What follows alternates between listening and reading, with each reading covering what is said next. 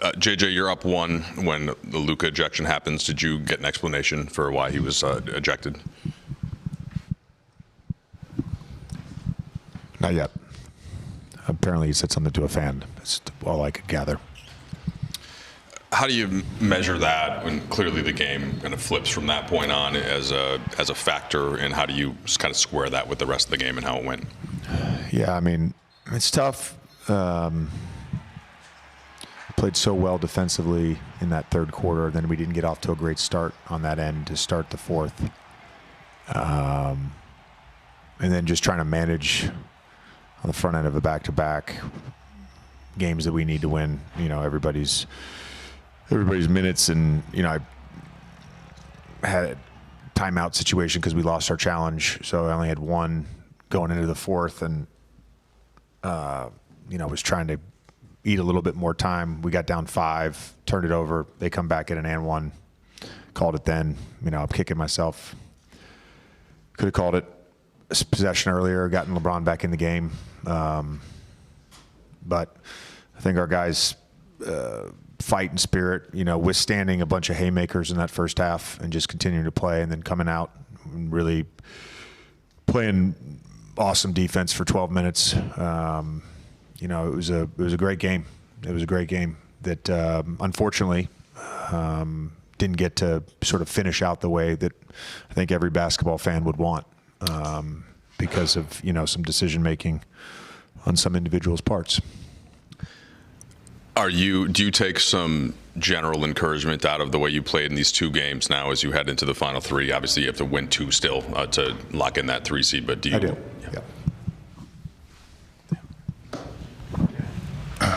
JJ, LeBron early seemed like he was out of a lot of rhythm. Turnovers were up and stuff like that. What did you see from him as the game wore on? And then I guess too, late, how did you feel like your team handled their ball pressure when it came to like turnovers and things like that? Yeah, I mean, I think losing Luka there and having AR out there solo, like, it was against this team, you need 3 ball handlers out there at all times, and you know, just couldn't do that in the fourth. I thought LeBron, as the game wore on, was awesome, you know, and I think that just the attack mode that he was good mentality, just attacking the basket.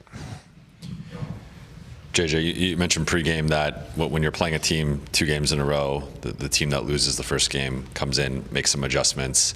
They made some defensive adjustments with how they were guarding ball screens with you guys trying to switch less.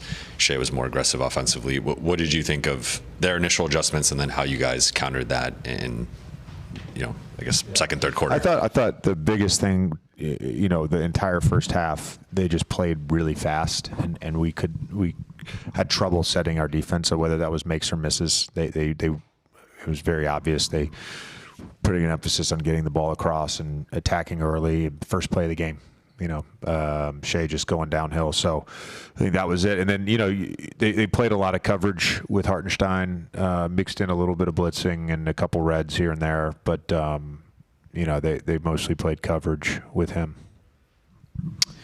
You hadn't played Jackson and Vando a lot together lately.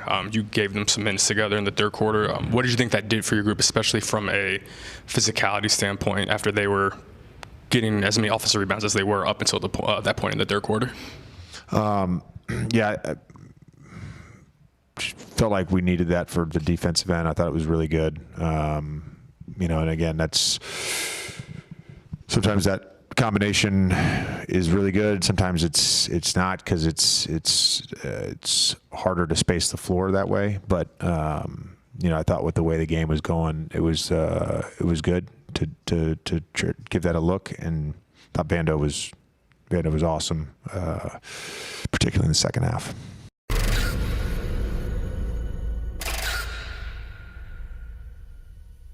What's up, guys, and thanks for watching. If you enjoyed today's video, please hit that like button for us so we can get this content in the algorithm. And also, please be sure to subscribe to the Lakers Land YouTube channel if you're new. And you can also purchase a channel membership for exclusive Lakers Land content. Also, join our Lakers Land watch party room on Playback TV for free VIP access to all of our Laker games and our live weekly podcast. That's playback.tv/LakersLand show. We also have merchandise available in our YouTube channel store, so grab some Lakers Likes merch today. Peace.